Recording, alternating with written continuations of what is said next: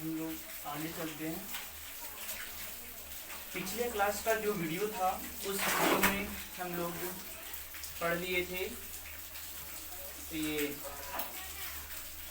Hybridisation.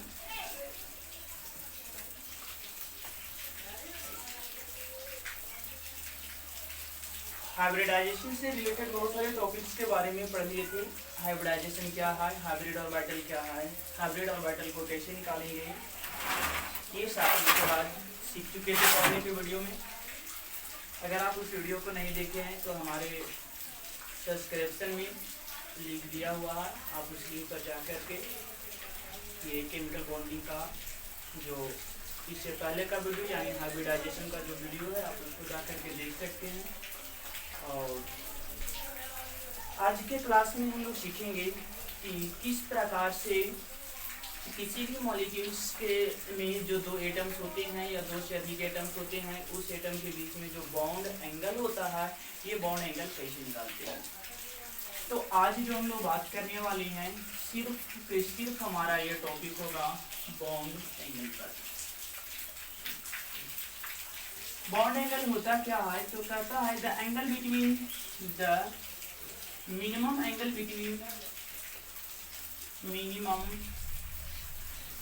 Between two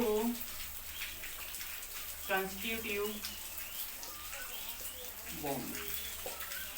ध्यान देना है, दो लगातार बॉन्ड के बीच में जो मिनिमम जो आपका एंगल बनता है वही एंगल कहलाता है बॉन्ड एंगल। जैसे मान करके चले कि ये O है और ये H है, इस प्रकार से इसके मॉलिक्यूल्स होते हैं। अगर इसका बॉन्ड एंगल देखा जाए तो ये डायरेक्शन में अगर एंगल देखते हैं तो यहाँ पे एंगल हमें मैक्सिमम मिलता है, और अगर ये डायरेक्शन में हम देखते हैं तो यहाँ पे बॉन्ड एंगल हमें मिनिमम मिलता है। तो हमारा इधर वाला जो है ये बॉन्ड एंगल नहीं कहलाएगा, हमारा ये बॉन्ड एंगल कहलाएगा, क्योंकि इसका डिफिनेशन कहता है दो लगातार बॉन्ड के बीच में जितना एंगल बनता है मिनिमम वही हमारा बॉन्ड एंगल होता है। चलिए तो इसके आगे देखते हैं बॉन्ड एंगल हम लोग निकालते कैसे हैं। इसके लिए आपको पढ़ना होगा हाइब्रिडाइजेशन इंडेक्स। हाइब्रिडाइजेशन इंडेक्स कहता है the total number of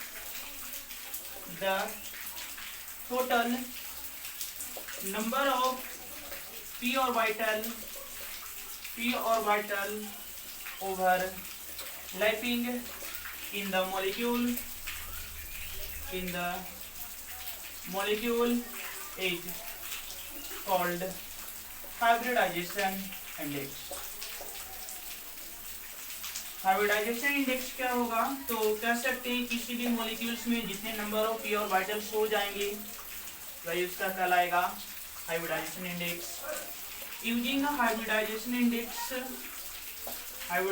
index we can determine the bond angle। Hybridization index का यूज करके हम लोग ज्ञात कर सकते हैं बॉन्ड एंगल को। तो किस प्रकार से निकालते हैं इसके लिए याद रखना है, ये जो हाइब्रिडाइजेशन इंडेक्स है इस हाइब्रिडाइजेशन इंडेक्स को जनरली हम लोग एम से लिखते हैं। दैट मीन्स कह सकते हैं hybridization index may be denoted by m and bond angle is equal to bond angle को अल्फा से लिख सकते हैं, और अल्फा इज इक्वल टू होता है माइनस में cos 1/m।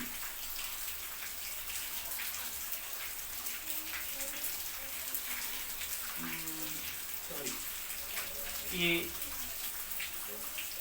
cos alpha is equal to होता है माइनस में 1/m। ये आपका हाइब्रिडाइजेशन इंडेक्स है, और इसका यूज करके हम लोग किसी भी मॉलिक्यूल्स का बॉन्ड एंगल आसानी से कैलकुलेट कर सकते हैं। अब आप पहले के वीडियो में हाइब्रिड ऑर्बिटल और हाइब्रिडाइजेशन निकालने के लिए अच्छे से सीख चुके हैं, और उसका यूज करके हम निकाल के दिखाते हैं आपको बॉन्ड एंगल। सपोज दैट हमें किसी मॉलिक्यूल्स का जो है ना वो हाइब्रिडाइजेशन आ चुका है, वो हाइब्रिडाइजेशन हमारा है sp। अगर sp में देखेंगे तो total number of p orbital जो है, total number of p orbital, तो p ऑर्बिटल इसमें देखिए s का एक ऑर्बिटल है और p का भी एक ऑर्बिटल है, तो क्या सकते हैं इस मॉलिक्यूल में हमारा number of p orbital is 1। That means hybridization index is also equal to 1, that means m is equal to 1। जब m is equal to 1 then हम लोग कैलकुलेट करेंगे cos alpha is equal to minus 1 by m होता है, cos alpha is equal to minus में 1 by 1, that means cos alpha is equal to minus 1।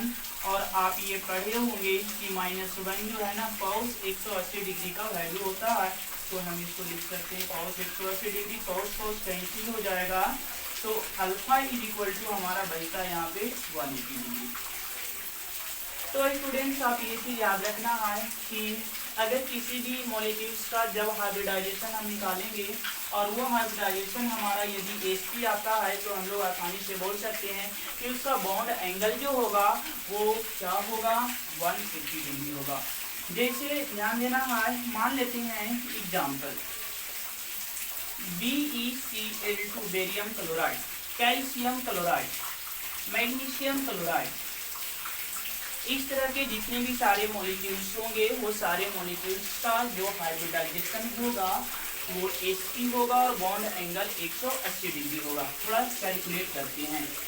Hybridisation को calculate करने के लिए हम निकालते हैं हाइब्रिड ऑर्बिटल, और hybrid orbital is equal to होता है total number of sigma bond और प्लस में लोन पेयर ऑफ इलेक्ट्रॉन। हम लोग अगर BeCl2 को देखें तो बेरिलियम के साथ 2 क्लोरीन का मॉलिक्यूल इस प्रकार से जुड़ा हुआ है। बेरिलियम के पास किसी प्रकार का कोई लोन पेयर ऑफ इलेक्ट्रॉन्स नहीं है, तो कह सकते हैं कि यहाँ पे hybrid orbital is equal to हो जाएगा सिग्मा बॉन्ड जो है एक इधर और एक इधर, मतलब 2 सिग्मा बॉन्ड, और लोन पेयर इलेक्ट्रॉन हमारा 0 है, तो टोटल ये आपका हाइब्रिड ऑर्बिटल 2 हुआ। हाइब्रिड ऑर्बिटल 2 हुआ तो यहाँ पर हाइब्रिडाइजेशन हमें क्या मिलेगा, हाइब्रिडाइजेशन जो है वो sp मिलेगा, s का एक ऑर्बिटल, p का एक ऑर्बिटल, और अगर इसके बॉन्ड एंगल की बात करेंगे तो ये 180 डिग्री होगा। अगर इस मॉलिक्यूल्स का शेप देखेंगे तो कह सकते हैं कि ये एक स्ट्रेट लाइन दे रहा है, मतलब अगर आप इस मॉलिक्यूल्स का शेप लिखना चाहेंगे तो कह सकते हैं कि इस मॉलिक्यूल का शेप या स्ट्रक्चर, ये दोनों चीज जो है ये आपका लीनियर होगा। चलिए, तो यहाँ पर समझ में आया sp हाइब्रिडाइजेशन के लिए। अब यही हाइब्रिडाइजेशन इंडेक्स यानी बॉन्ड एंगल जो हम निकालते हैं sp के लिए नहीं बल्कि sp2 के लिए। तो यहाँ पे आपको हाइब्रिडाइजेशन दे रखा है, hybridisation is equal to sp2। तो यहाँ पे अगर total number of p orbital देखेंगे, total number of p orbital is equal to that means hybridization index is equal to 2। That means बोल सकते हैं cos alpha is equal to -1 by m, that means cos alpha is equal to -1 by m का value 2 मिला। ये -1 by 2 जो होता है कि cos 120 डिग्री का वैल्यू होता है, 120 डिग्री का ये वैल्यू होता है। cos कंपेयर करेंगे तो alpha is equal to 120 degree हो जाएगा। तो आप समझे कि यदि किसी का हाइब्रिडाइजेशन हमें यदि sp2 मिल जाता है तो उसका बॉन्ड एंगल हमें क्या मिलेगा, 120 डिग्री मिलेगा। अब कहेंगे सर कुछ एग्जांपल बताइए, जैसे आपका एल्यूमिनियम क्लोराइड है, बेरिलियम क्लोराइड है, सॉरी बोरॉन क्लोराइड है, गैलियम क्लोराइड है, एल्यूमिनियम आयोडाइड है, बोरॉन आयोडाइड है, गैलियम आयोडाइड हो सकता है। इस प्रकार के जितने भी मॉलिक्यूल्स होंगे ये सारे मॉलिक्यूल्स में हाइब्रिडाइजेशन sp2 होगा और बॉन्ड एंगल 120 डिग्री होगा। अगर हम लोग इसके टाइप्स की बात करेंगे तो मॉलिक्यूल का जो टाइप्स होगा, ये टाइप्स जो है वो A B 3 है, ए के साथ बी का 3 एटम किस प्रकार से जुड़ा होगा, इसको थोड़ा सा समझना है। ये आपका एटम ए हो गया, बी के साथ 3 होगा, ये बी, ये बी और ये बी हो गया। ये बॉन्ड इसके साथ, ये बॉन्ड इसके साथ, ये बॉन्ड इसके साथ होगा। तो यहाँ पर इसका जो एंगल बनेगा ये भी 120 डिग्री बनेगा, इधर से भी एंगल 120 डिग्री होगा, इधर से भी एंगल 120 डिग्री होगा। अगर ये तीनों भी को हम लोग इस प्रकार से मैच करवा दे, मिला दे, तो यहाँ पर ये जो हमारा बनता है वो हाइब्रिडाइजेशन तो sp2 होगा, बॉन्ड एंगल 120 डिग्री होगा। अगर इसके शेप को या फिर इसके स्ट्रक्चर की बात किया जाए तो ये आपका एक ट्रायंगल बनता है, जिसको हम लोग बोलते हैं ट्रायंगुलर। क्या बोलेंगे? ट्रायंगुलर। तो ये आपका हाइब्रिडाइजेशन sp2 के लिए हो गया। तो नेक्स्ट बात करते हैं, जब हाइब्रिडाइजेशन sp3 होगा तो उसका बॉन्ड एंगल हम कैसे निकालेंगे।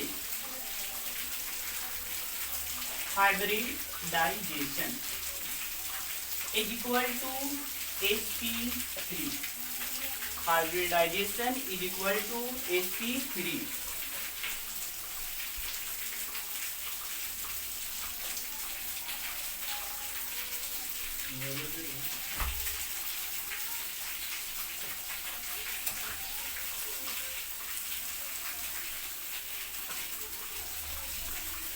यदि हाइब्रिडाइजेशन sp3 है तो यहाँ पे नंबर ऑफ, अगर p ऑर्बिटल्स की बात करेंगे तो 3 हो जाएगा।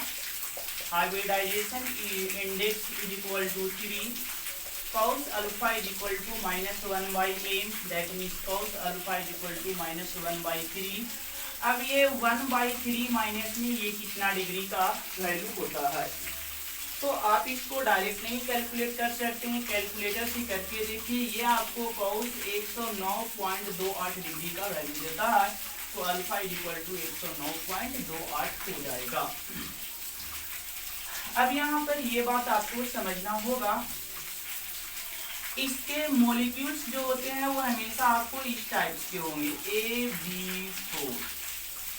जैसे आपको मिल जाएगी CH4, है ना, CCl4, SiCl4, और भी इस टाइप्स के जितने भी मॉलिक्यूल्स होते हैं वो सारे मॉलिक्यूल्स इसके एग्जांपल्स होंगे। अब थोड़ा सा हम इसका स्ट्रक्चर बना करके दिखाते हैं, ध्यान देना है। इसका स्ट्रक्चर जो है A होगा, A के साथ 3 एटम, B जो जुड़ा होता है एक प्लेन में होता है, इस प्रकार से ये एक प्लेन में हो गया। ये बात क्लियर हो रहा है। और इसके साथ जो हमारा एक जो बनता है वो इस तरह से ऊपर के डायरेक्शन में, मतलब यहाँ पे हमारा ये मिल गया एक और B, ये इस प्रकार से ऐसे उधर से भी इधर मिला सकते हैं। तो ये हमारा जो स्ट्रक्चर बना वो किसका बना, AB4 टाइप्स के। अगर इसके शेप की बात करेंगे, ये देखने में कैसा लगेगा, इसका स्ट्रक्चर क्या बोलेंगे, तो इसका स्ट्रक्चर हम लोग बोल देते हैं टेट्राहेड्रल। यहाँ तक क्लियर है, आप इसको नोट करें।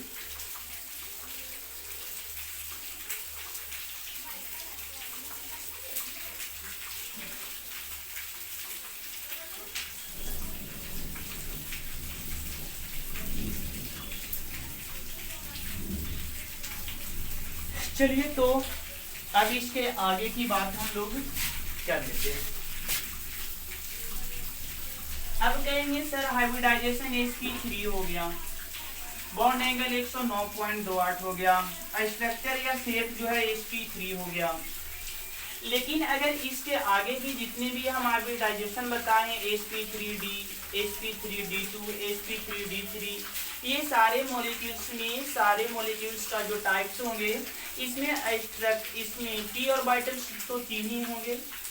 तो ये सभी मॉलिक्यूल्स जो इस प्रकार के जो बनेंगे, उसका स्ट्रक्चर हम लोग ये हाइब्रिडाइजेशन इंडेक्स के द्वारा डिटरमाइन नहीं कर सकते हैं, बल्कि उसका स्ट्रक्चर, उसका शेप, उसका बॉन्ड एंगल हम लोग डायरेक्टली रूप से लिख सकते हैं। जैसे यहाँ पे हम आपको हाइब्रिडाइजेशन लेकर के चल रहे हैं,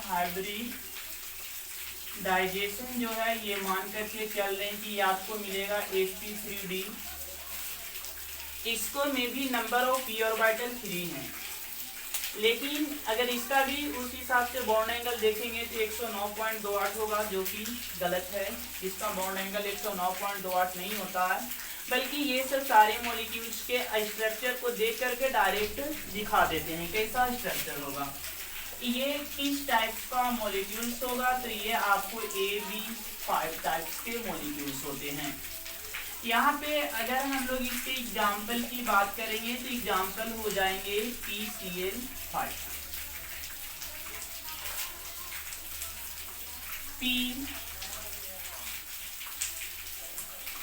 PCl5 हो गए,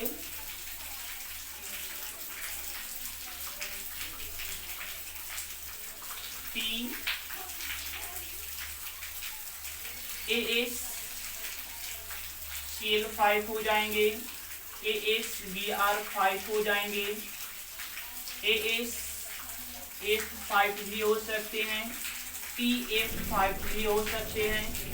तो इस तरह के जितने भी मॉलिक्यूल्स होंगे वो सारा का हाइब्रिडाइजेशन जो है sp3d आएगा।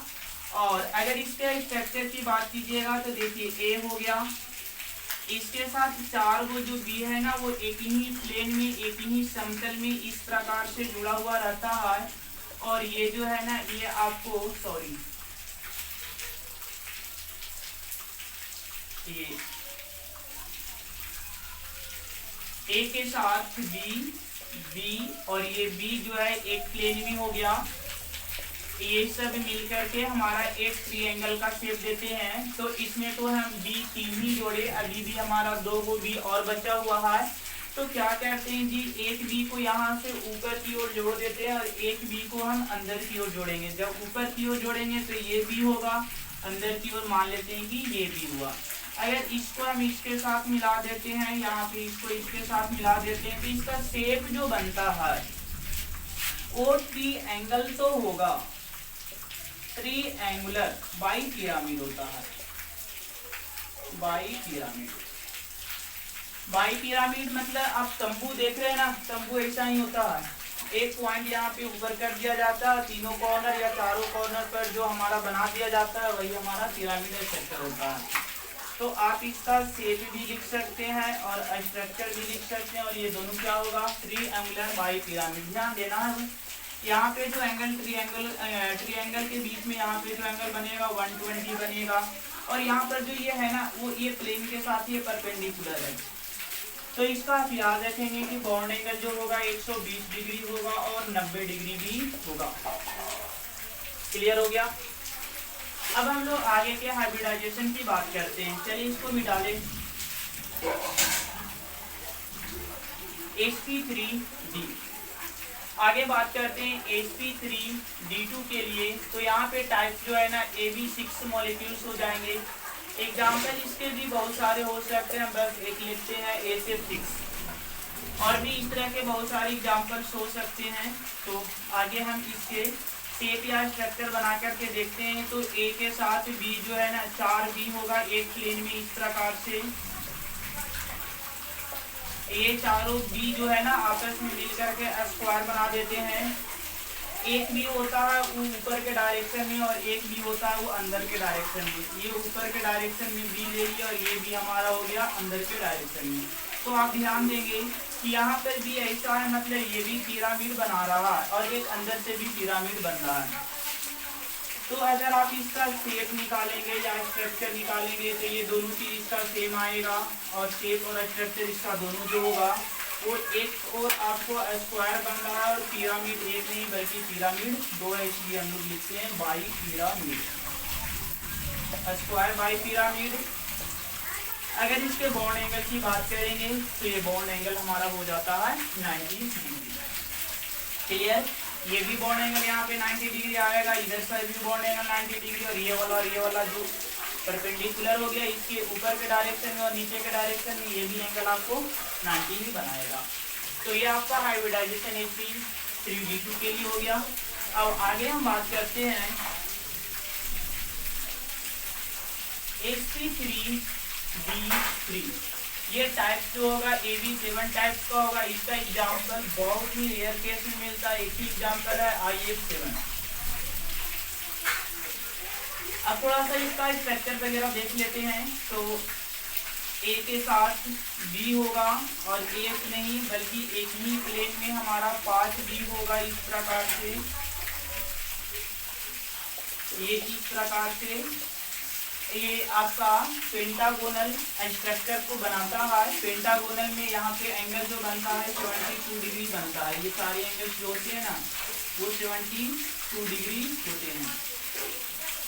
और इसको भी जो हमें यहाँ पे भी अभी 5 मिला है, छठा भी जो होगा वो ऊपर के डायरेक्शन में और सातवां भी होगा वो अंदर के डायरेक्शन में। तो चलिए हम ऊपर के डायरेक्शन में ये बी को दिखा दिया और अंदर के डायरेक्शन में ये बी को दिखा देते हैं। तो अगर इसको आपको शेप बनाना चाहेंगे या फिर इसका स्ट्रक्चर बनाना चाहेंगे तो शेप और स्ट्रक्चर दोनों जो होगा वो पेंटागोनल बना रहा है। Pentagonal by pyramid, pentagonal by pyramid इसका स्ट्रक्चर बनेगा। अगर आप इसके बॉन्ड एंगल की बात करेंगे तो एक बॉन्ड एंगल 72 डिग्री भी हो रहा है, दूसरा बॉन्ड एंगल जो है वो 90 डिग्री हो रहा है। तो यहाँ तक स्टूडेंट क्लियर हुआ।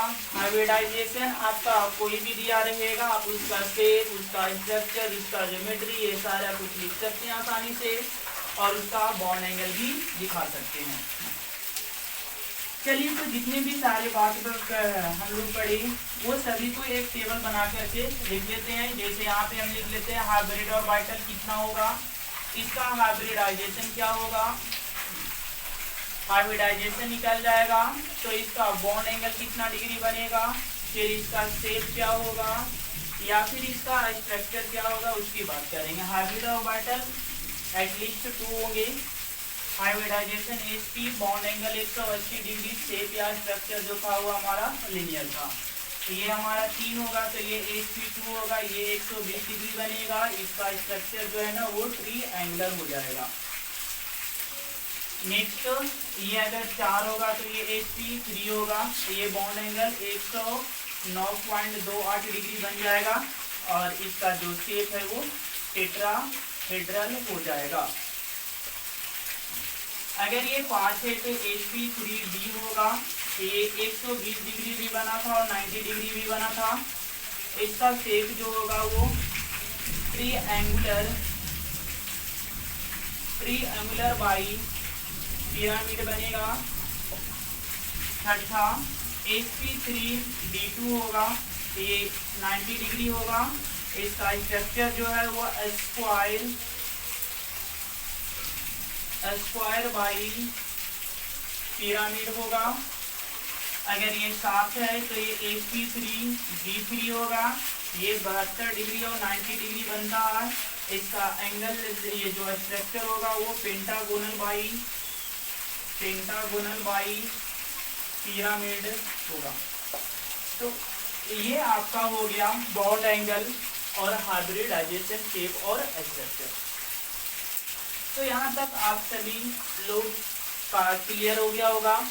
अभी देखिए इतना सीखने के बाद हम किसी भी मॉलिक्यूल्स का जो बॉन्ड एंगल्स है वो एग्जैक्ट ये होगा या नहीं होगा, ध्यान दीजिएगा। ये बॉन्ड एंगल या शेप या स्ट्रक्चर सिर्फ उस मॉलिक्यूल्स के लिए बताई हैं जिस मॉलिक्यूल्स का जो सेंट्रल एटम होगा उसके पास किसी भी प्रकार का लॉन पेयर इलेक्ट्रॉन नहीं होगा। अगर उसके पास लॉन पेयर इलेक्ट्रॉन रहेगा तो उसका बॉन्ड एंगल या शेप हाइब्रिडाइजेशन तो निकाल लेंगे हाइब्रिड ऑर्बिटल के मदद से, लेकिन उसका शेप, उसके स्ट्रक्चर की अगर बात करेंगे तो ये सारा चीज आपका चेंज हो जाता है। तो किस प्रकार से चेंज हो जाता है हम इसकी बात डिटेल में कर देते हैं। चलिए तो देखते हैं।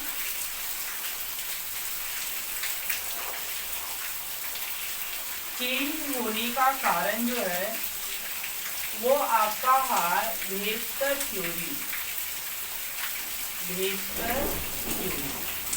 वेस्टर थ्योरी का अगर पूरा नाम की बात करेंगे तो पूरा नाम क्या है? V means valence, S means cell, E means electron, P means pair, R means repulsion theory. इसका पूरा नाम है valence shell electron pair repulsion theory. यानी जो बॉन्ड बनाए हुए रहेगा वो इलेक्ट्रॉन या लॉन पेयर इलेक्ट्रॉन के बीच में जो रिपल्शन होगा, उसी रिपल्शन को ये रिप्रेजेंट करने के लिए हम लोग वेस्टर थ्योरी को पढ़ते हैं। वेस्टर थ्योरी क्या है, थोड़ा सा इसको समझे। कहता है किसी भी मॉलिक्यूल्स में जो बॉन्डेड बनाए हुए इलेक्ट्रॉन्स जो रहता है वो या तो इलेक्ट्रॉन बॉन्ड में होगा, जो इलेक्ट्रॉन बॉन्ड में होता है उसको हम लोग बोलते हैं बॉन्ड पेयर इलेक्ट्रॉन, शॉर्ट में इसको बोलते हैं BPE, bond pair electron.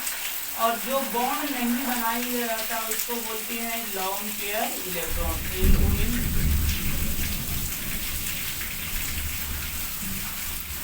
Lone pair electron. अब थोड़ा सा ध्यान देना है, मान लेते हैं कि ये एटम A है, इसको में ये हमारा B और ये हमारा D है। आप ये जानते होंगे कि अगर सेम चार्ज होंगे, एक जैसे चार्ज होते हैं तो दोनों के बीच में रिपल्सन फोर्स लगता है, और अगर अपोजिट चार्ज होते हैं तो अट्रैक्शन। रिपल्सन मतलब हो गया कि एक दूसरे से दूर भागेंगे, विकर्षित करेंगे, और अलग अलग आवेश रह गए तो एक दूसरे को आकर्षित करेंगे।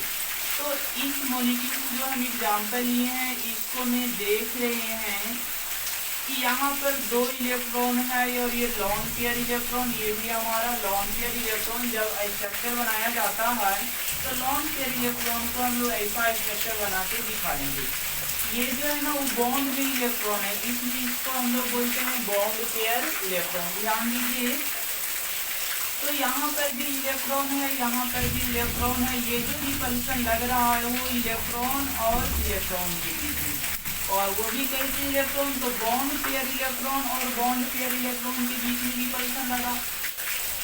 यहाँ पर जो रिपल्सन लग रहा है वो किसके बीच में, बॉन्ड पेयर इलेक्ट्रॉन और लॉन पेयर इलेक्ट्रॉन के बीच में। सेम रिपल्सन इधर भी लग रहा है, लॉन पेयर और बॉन्ड पेयर। और यहाँ पर जो रिपल्सन लग रहा है वो किसके बीच में, लॉन पेयर इलेक्ट्रॉन और लॉन पेयर इलेक्ट्रॉन के बीच में। मान लेते हैं कि यहाँ पे रिपल्सन यदि X लगता है, यहाँ पे रिपल्सन Y, तो यहाँ पर भी Y ही लगेगा, क्योंकि दोनों जगह पे lone pair bond pair, lone pair bond pair. अब यहाँ पे रिपल्सन क्या लगेगा, Z लगेगा। तो वेक्टर थ्योरी कहता क्या है, वेक्टर थ्योरी आपको कहता है कि सबसे ज्यादा रिपल्सन जो लगता है 2 लॉन पेयर और लॉन पेयर इलेक्ट्रॉन के बीच में, मतलब Z का जो रिपल्सन फोर्स होगा वो सबसे ज्यादा होगा, मतलब बॉन्ड पेयर और लॉन पेयर से भी ज्यादा और बॉन्ड पेयर और बॉन्ड पेयर से भी ज्यादा। फिर कहता है कि लॉन पेयर इलेक्ट्रॉन और बॉन्ड पेयर इलेक्ट्रॉन के बीच में जो रिपल्सन होगा वो ज्यादा होगा किससे, बॉन्ड पेयर और बॉन्ड पेयर से। मतलब यहाँ पे इस प्रकार से रिपल्सन होगा, सबसे कम रिपल्सन यहाँ पे, सबसे ज्यादा रिपल्सन यहाँ पे, ये दोनों के बीच में यहाँ पे रिपल्सन लगेगा। तो ये बात क्लियर हुआ। अब देखिए होगा क्या, मान लेते हैं कि ये वाला यहाँ पे रिपल्सन ज्यादा लगेगा तो ये इसको इधर करेगा, ये इसको इधर करेगा। अब यहाँ पे निश्चित रूप से देखिए यहाँ पर जितना रिपल्सन लगेगा ऊपर से यहाँ पर रिपल्सन क्या ज्यादा लग रहा है, तो ज्यादा रिपल्सन लगने के कारण बी जो है ना थोड़ा सा इधर खिसक जाएगा और ये वाला बी थोड़ा सा इधर खिसक जाएगा। मतलब जो अपना रियल पोजीशन होगा वो रियल पोजीशन से थोड़ा सा नजदीक होगा। पहले से हमारा बॉन्ड एंगल ये बन रहा था, लेकिन जब रिपल्सन फोर्स लगेगा तो बॉन्ड एंगल ये बनेगा। मतलब कह सकते हैं कि पहले की तुलना में अब जो है ना वो बॉन्ड एंगल क्या हो जाएगा, डिक्रीज हो जाएगा। तो यही वेक्टर थ्योरी कहता है। लॉन पेयर इलेक्ट्रॉन और लॉन पेयर इलेक्ट्रॉन के बीच में रिपल्सन सबसे ज्यादा लगता है, उसके बाद रिपल्सन लगता है लॉन पेयर और बॉन्ड पेयर के बीच में, और सबसे कम रिपल्सन लगता है बॉन्ड पेयर और बॉन्ड पेयर इलेक्ट्रॉन के बीच में। अब वेक्टर थ्योरी के अनुसार क्या होता है मॉलिक्यूल्स में, वेक्टर थ्योरी क्लियर हो गया, समझ में आ गया। तो बस वेक्टर थ्योरी में इतना ही था कि ये जो रिपल्सन है वो 2 लॉन पेयर इलेक्ट्रॉनों के बीच में रिपल्सन सबसे ज्यादा लगेगा, लॉन पेयर और बॉन्ड पेयर में थोड़ा कम लगेगा, बॉन्ड पेयर और बॉन्ड पेयर इलेक्ट्रॉन के बीच में रिपल्सन फोर्स सबसे कम लगेगा। अब हम लोग ये बात करते हैं कि आखिर इस प्रकार से रिपल्सन फोर्स लगने के वजह से क्या होगा। तो कहता है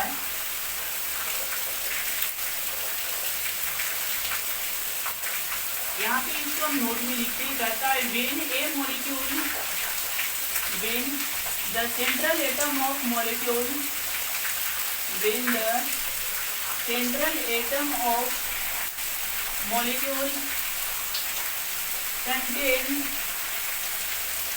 contain lone pair electron, then their bond angle will be decreased from original value। बात क्लियर हुआ। अगर यहाँ पे कोई भी मॉलिक्यूल फ्री जिसका central atom lone pair electron को रखता है, उस मॉलिक्यूल का जो बॉन्ड एंगल है वो डिक्रीज कर जाएगा उसके ओरिजिनल वैल्यू से। जैसे अगर एग्जांपल के बात करते हैं हम H2O में, H2O में HOA, यहाँ पे 2 पेयर इलेक्ट्रॉन रहता है। कितना पेयर इलेक्ट्रॉन? 2 पेयर। तो कह सकते हैं कि इसका सेंट्रल एटम है वो लॉन पेयर इलेक्ट्रॉन रखता है। अगर हम लोग हाइब्रिड और वाइटल की बात करेंगे तो सिग्मा बॉन्ड 2 है और 2 लॉन पेयर इलेक्ट्रॉन है, हाइब्रिड और वाइटल हमें 4 मिलेगा। हाइब्रिडाइजेशन की बात करेंगे तो इसका हाइब्रिडाइजेशन जो है वो क्या होगा? sp3 होगा। और अभी बताए थे कि जब हाइब्रिडाइजेशन sp3 होगा तो इसका बॉन्ड एंगल जो है वो 109.28 होगा। लेकिन रियल में वाटर्स के मॉलिक्यूल में जब बॉन्ड एंगल देखा गया तो 109.28 नहीं बल्कि 109.28 तो क्या हो गया? लेस हो गया। तो लेस होने का रीजन जो है वो क्या हुआ कि यहाँ पे लॉन पेयर इलेक्ट्रॉन मिल गया। रियल में इसका बॉन्ड एंगल 105 समथिंग होता है। तो आप कह सकते हैं कि 105 पॉइंट कुछ जो होता है, ये बॉन्ड एंगल जो है वो 109.28 से क्या है? कम है। तो यहाँ पर कितना कम जाता है, कितना बढ़ जाता है, ये हम अभी नहीं बता सकते हैं। इसको हम बताएंगे जब आप इस हमारे चैनल को सब्सक्राइब करेंगे और आगे के वीडियो में ही इसको हम बताएंगे, जिससे आगे के वीडियो हम जब डालें तो आपके पास पहुंच सके। और ये कितना घट जाता है, कितना घट जाता है, घट करके क्या होता है, क्यों होता है, ये सारा डिटेल्स हम लोग अगले क्लास में सीखेंगे। चलिए, तो आज भर इतना ही रहने देते हैं।